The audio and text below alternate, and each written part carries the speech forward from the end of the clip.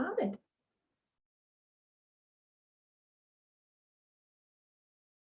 Welcome to Good for a Chat. This is a place where we get to meet people making change in Australian communities to find out what drives them and what moves them and why the hell they do what they do. I'm Jo Taranto from Good for the Hood, and we are a social enterprise consultancy working at the front line of communities who are involved in this change. I'd like to acknowledge that I'm on Wallumattagal land today on the edge of the Eora and Darug Nations in Sydney, and I'd like to pay my respects to Aboriginal and Torres Strait Islander people and elders past and present. I'd like to recognise the importance of the oldest continuous culture on Earth in the climate conversation, and I know that we'll be acknowledging that a lot today, and recognise that if we wish to improve our connection and return to regenerative practices, then this must be central to what we do. For context, it's been a pretty big month. We've seen as the approach to COP26, or the 26th United Nations Climate Change Conference in Glasgow at the end of the month. There's a lot going on in the world in the conversation around climate action. In Australia, we've seen probably the largest worldwide uptake of vaccination from a very, very reluctant and slightly hesitant Australian population onto, rates like 98.8% of people in the ACT now vaccinated with at least the first dose for over 12-year-olds. So a huge change in their position there, or at least their enthusiasm. And we've started to see states like New South Wales reopen to at least some freedoms. We've also seen some change in New South Wales, or at least some progress. We know that New South Wales being the highest emissions producing state in Australia, and they've just released their first report about the net zero plan, their stage 1. And we've seen some pretty interesting global pressure on Australian governments, from the royal family through to the Business Council of Australia. And last night, if you haven't yet seen it, Times Square was lit up with billboards calling for action from some pretty passionate grassroots activists in Australia who fundraised to put these billboards all over Times Square. Worth checking out. The imagery is quite remarkable. So shout out for Dan Illick and his work there. And lastly, today is October 15th, and it is School Strike for Climate Day in Australia again. And so at 3 o'clock this afternoon, New South Wales particularly will go online, but other states will be doing what they can. So you'll start to see that movement again of people having that conversation. So it's fair to say that there's something in the air, and it's not just COVID. There has been something of a shift and a continued shift, and we know when it comes to change, it really is the only constant. So it's pretty important today that we're talking with someone who's been at the forefront of advocating for change, and some of the biggest change when it comes to humanity. And so today I'm really excited to be welcoming Arielle Gamble. Now, Arielle is co-founder and director of Groundswell Giving, Australia's first giving circle for climate action, and alongside climate campaigner Anna Rose and co-founder as well, Clare, Ainsworth, Herschell, they have been the founding force behind Groundswell Giving. It's a strategic climate action network which is funding communities and organisations to take up that advocacy work. And we're really excited to be hearing about the work that they have done in a very short time. On top of all this, Arielle is herself a talented creative. She's very passionate about work in embroidery, tapestry. I think she may be a songwriter and storyteller as well. And certainly someone who's worked in the design and creative industries for a long time. She's coming to us today from Darug land as well, and it is my great pleasure in welcoming Arielle Gamble. Thank you so much, Jo. That was such a lovely introduction. It's great to be And here. you're in the And middle of a storm, I believe. yeah, well, it's kind of rolled over, but yeah, I'm here on Darragland, right on the bank of the Hawkesbury to Robin River. And there's been a really wild one that's just crossed over, but I think it's blue skies now. Beautiful. And yeah, Welcome. Well, thank you so thank much. you. And has that been your home for a long time, or is this a shift that you've made in recent years to that part of the world? I just moved up here in March of this year, so pretty recent. But I've always gone past this place and wondered about this river, and always been drawn to this river. It's such a beautiful, mysterious kind of being, and so I thought I'd try living up here, and it's beautiful. It's just incredible bushland, a really amazing place to be quiet during COVID. There's a lot of cultural history in this area too, carvings all over the place. So it's a beautiful place to spend time. And it must be a pretty inspiring place to be as well. Have you always been inspired by design and being creative? Yes, absolutely. Yeah. Well, my father was a kids' book illustrator, and my mother was an artist and art teacher. And we grew up in a mud brick house in the middle of the bush that they built. All of my toys were handmade.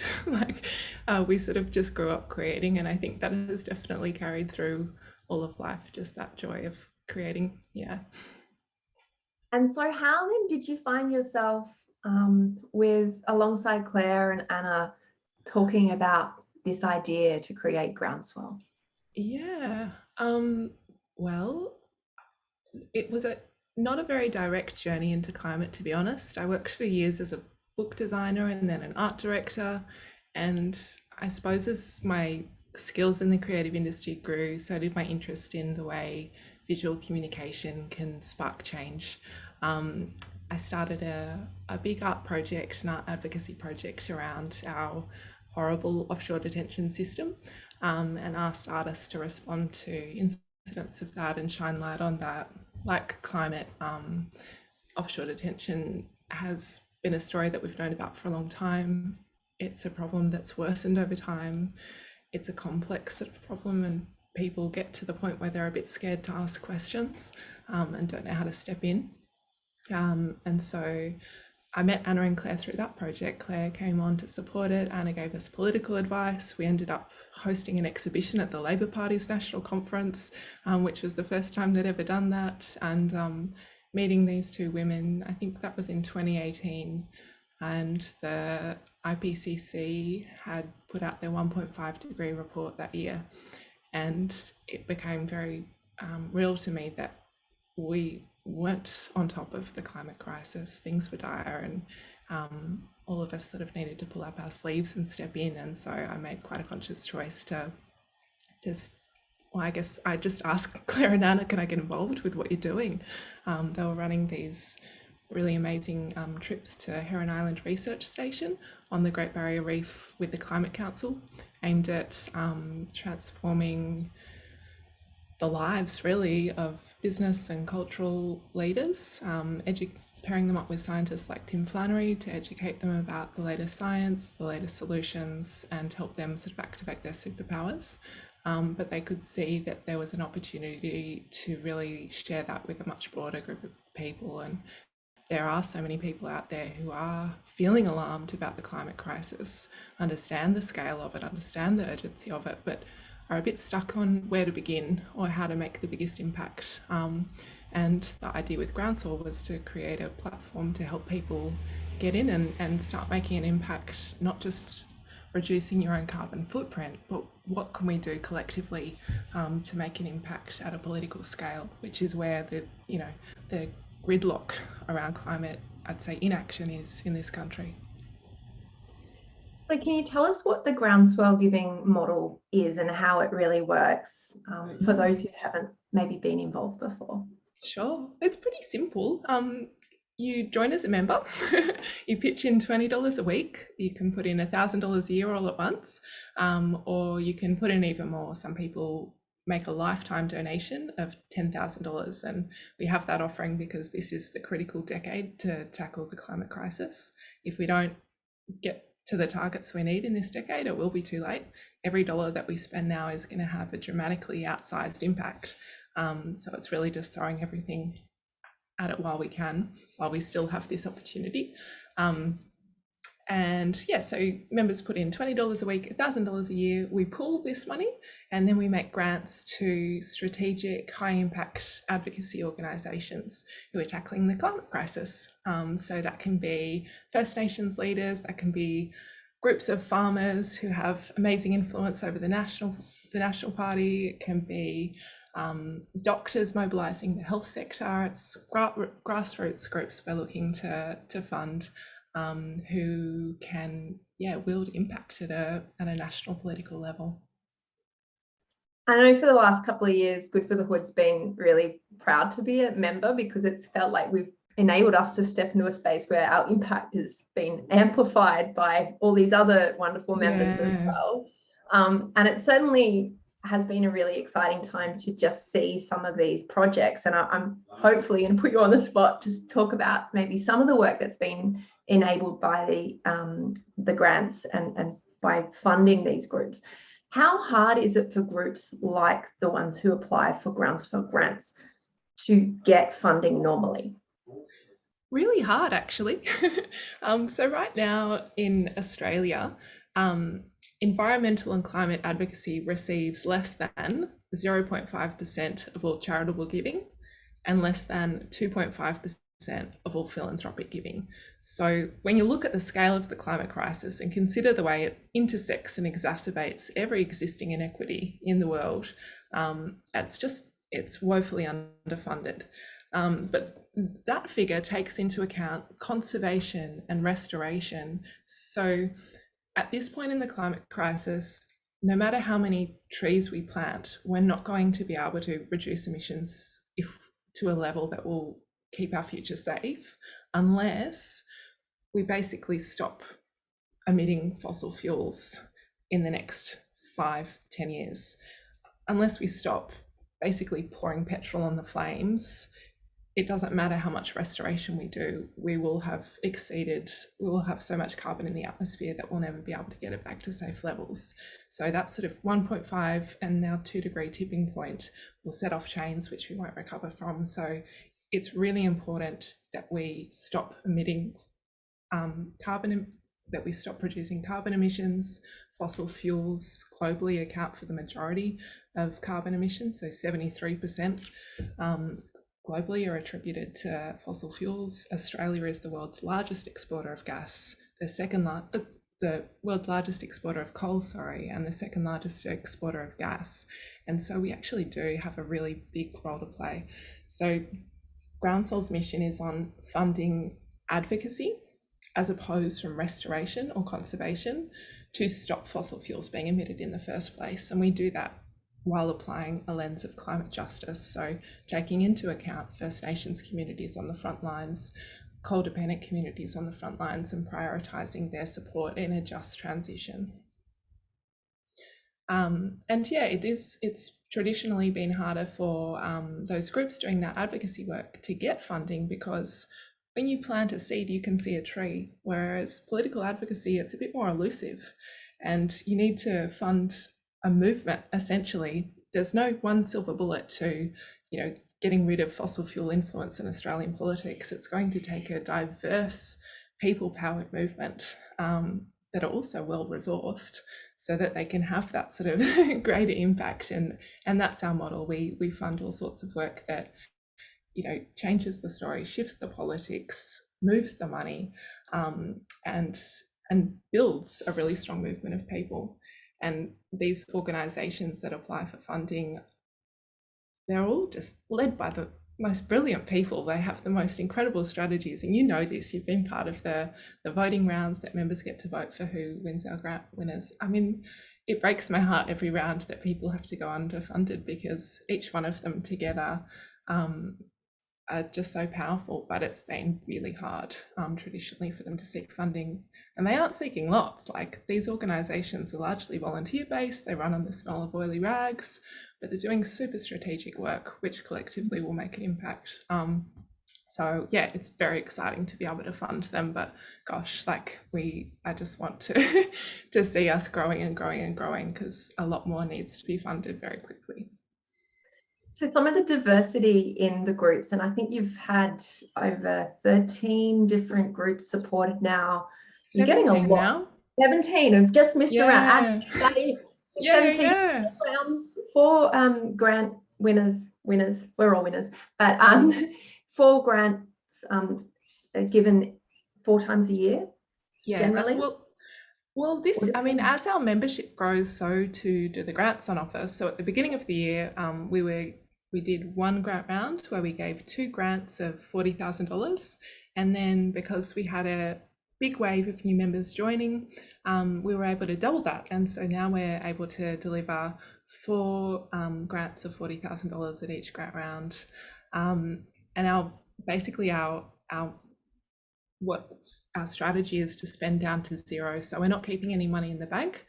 When the members' funds come in, we're distributing all of it as much as we can at the grant round. So we've raised $700,000, distributed $600,000. By the time our current grant round reaches distribution time, we'll have $760,000 there, and so that's that last 160 to be distributed this year. So we don't take any operating expenses. Every dollar people donate go directly into the grants. And so tell us about some of the groups that are represented within the grant, people who've been awarded grants. There's a lot of diversity, as you talked about. Yeah. How that? Oh, well, I should give you some examples from the most recent grant round. So we just funded 4 amazing organisations this September. The first one I could speak to is SEED, Indigenous Youth Climate Network. This is the second time we've given them a major grant of $40,000. So they are focused on building the power of Aboriginal and Torres Strait Islander people, particularly young people, to protect country and block gas fracking. Their main focus is in the Northern Territory. In the Territory right now, 51% of the land of the Territory is under gas exploration licenses, and our government, you know, with its gas-fired COVID recovery, has just thrown $50 million as an incentive for companies like Origin Energy to scale up fracking in the Beetaloo Basin. But if that drilling goes ahead, we blow our carbon budget, and Aboriginal communities are not just feeling the impacts of increasing climate change, but they're the people on the front lines of these gas fracking operations. And so SEED work really closely with them to build their power to be able to stand up against these corporate giants.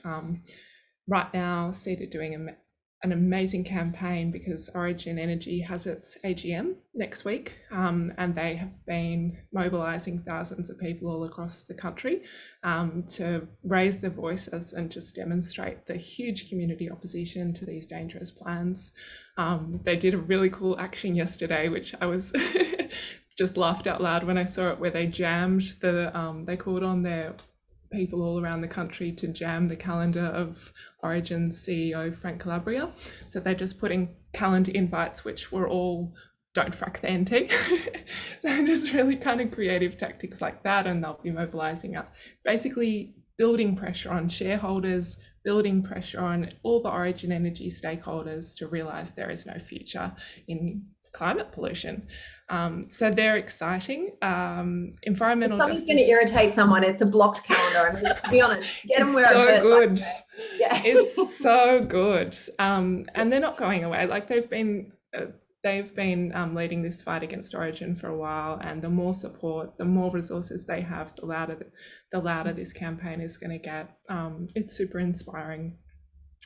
And yet another amazing organisation we've just funded with $40,000 is Environmental Justice Australia, and they're using strategic climate litigation to change laws and run landmark cases that have the ability to shift policy. So they just launched this case in partnership with Environment Victoria, where they are suing the Victorian Environmental Protection Agency and Victorian coal power generators over climate pollution. Is a landmark case, and they've got a really good shot at it. And basically, if they win this case, the Victorian EPA will have to start shutting down coal-fired power stations and start really ramping up its regulation of carbon emissions in the state, which just successfully happened in New South Wales with the EDO. And if they lose it, they've still built a really powerful community-led advocacy campaign. But increasingly, litigation is a very interesting area in shifting politics and laws in this country. There's a lot that's exciting in that space.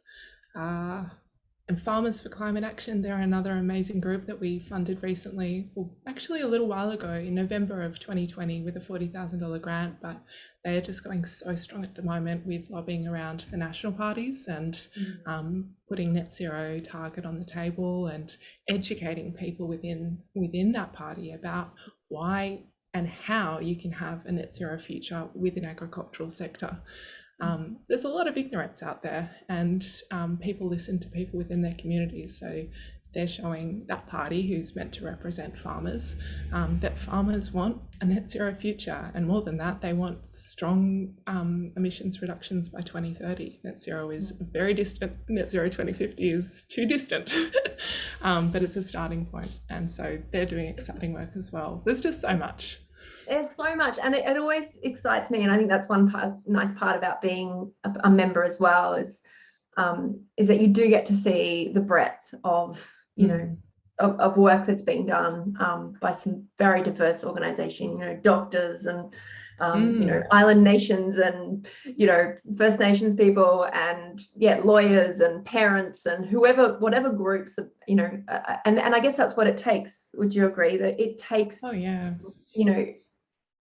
special interest or groups to should have show that actually this is a very mainstream sense now, that I've never met a farmer who's not worried about weather, rain, climate, or how they're going to feed crops or livestock. I mean, growing up on the land myself, it's always shocked me that there's been this position that farmers were against climate action. I've never met a more passionate group about country.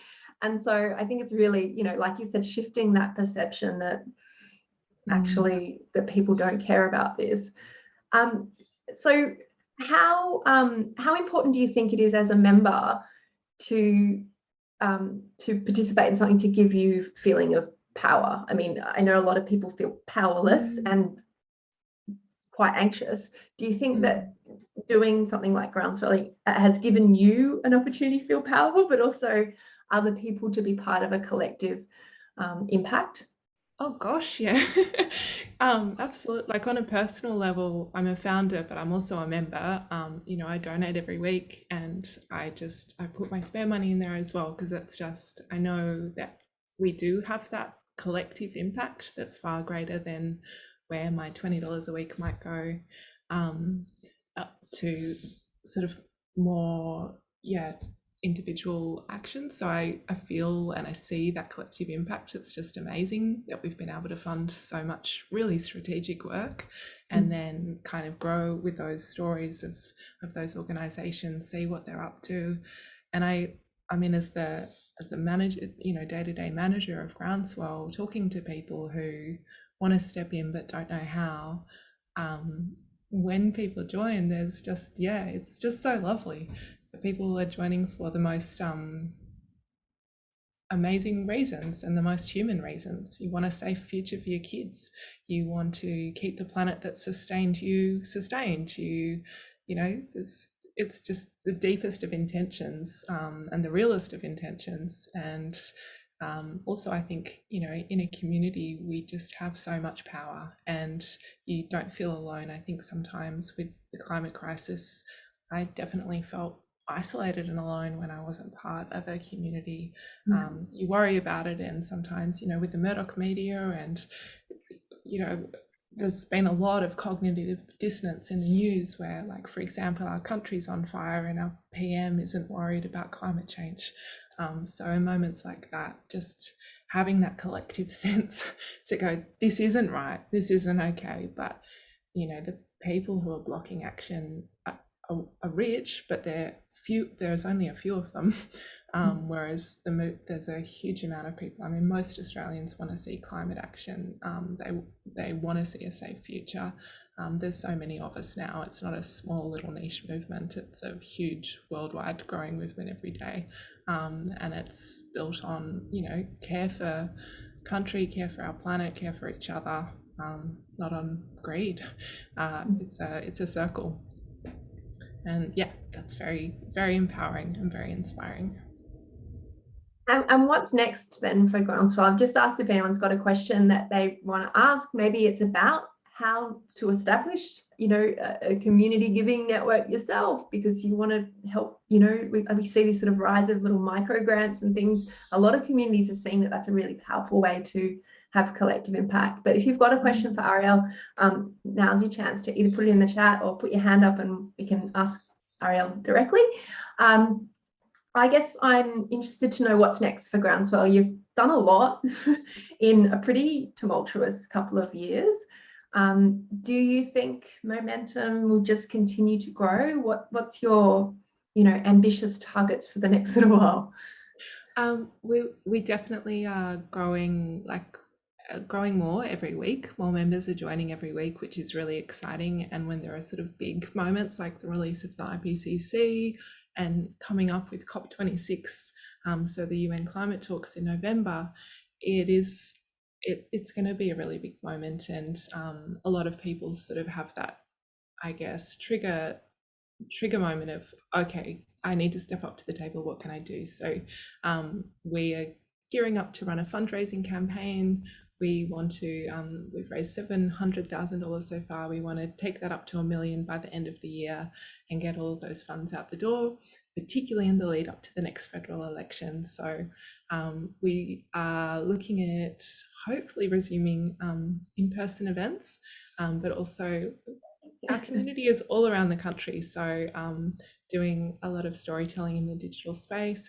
Got an amazing First Nations director named Lily Madden, and she's been working on a really important video series around climate justice and explaining it to people, why it's so important that First Nations people are leading this movement, what that kind of history of care looks like, what that history of resistance and resilience looks like, and how the rest of the nation, non-Indigenous Australians can get behind and support that leadership. So we're really excited about that too.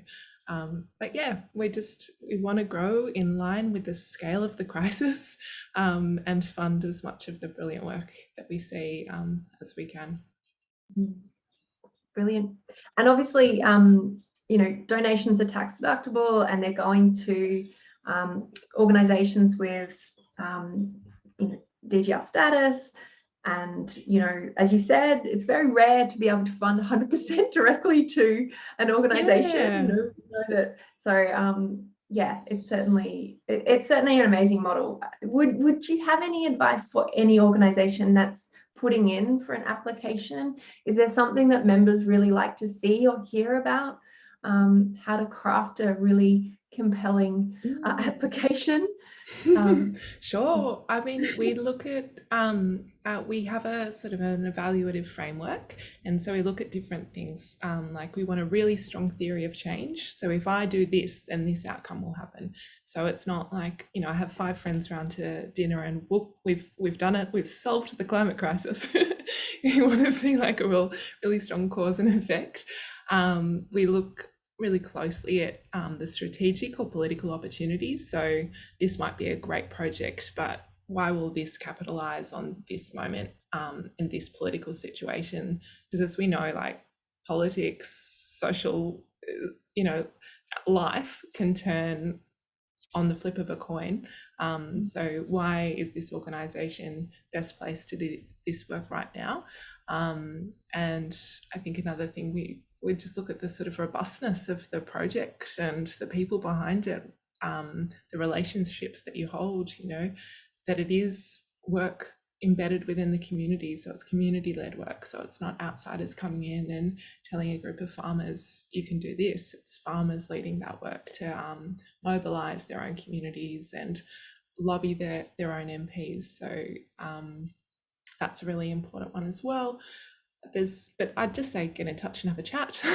I love, we have close relationships with our grant winners, and I always want to keep a line open. This isn't like donor and recipient, this is community supporting community. So if people are interested in going for a grant, just get in touch and ask questions. Fantastic. Incorporated and also, organisation. Sorry, Arielle, you mentioned it briefly before with talking about Lily, but also for organisations who are looking at amplifying and supporting First Nations voices or opinions, how important has it been for you guys to have First Nations advisors, and how does that work for you as an organisation? Sure. Yeah, it's been inseparable. I think when we were thinking about setting up Groundswell, it started with consultation with First Nations advisors and friends. We know that Aboriginal and Torres Strait Islander people have cared for country sustainably since the beginning of time, and they've also been on the front lines of the fight protecting and defending country. So when they've already established themselves as leaders in this space. So if we really stand by that, then our question was, how do we structure a funding model to respect that leadership? And so we worked with 3 First Nations advisors on how our grant making structure looks like. So we hold 10% of our membership places for First Nations members. They don't pay membership fees. That's reparations work.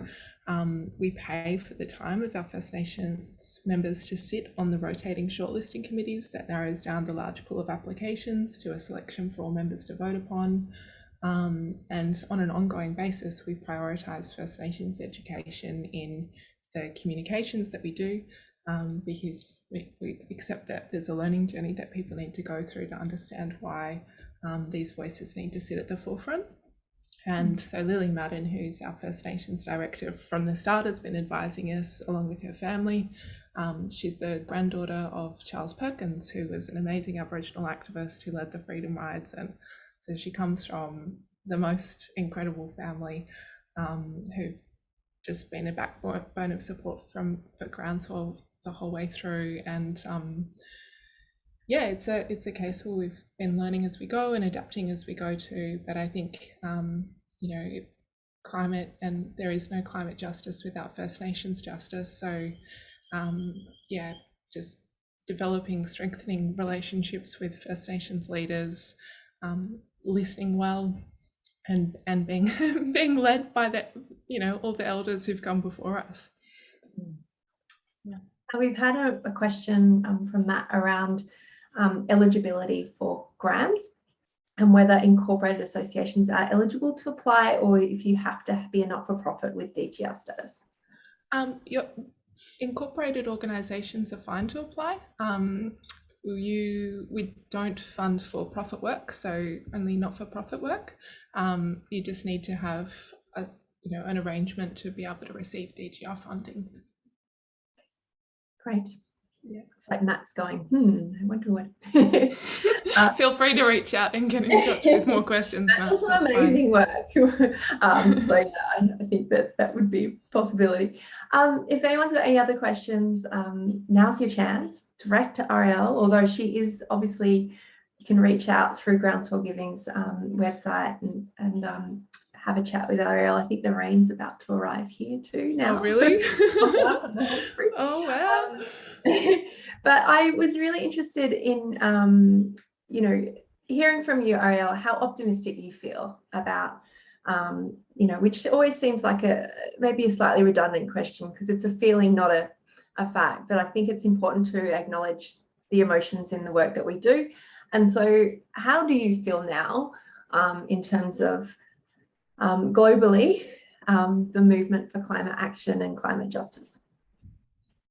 Actually, really excited at the moment. There's so much movement that we're seeing in our country and globally. There's so much pressure on our federal government to lift its game. I don't know if you guys saw front pages of all Murdoch newspapers on Monday, green and gold, Australia's zero carbon climate future.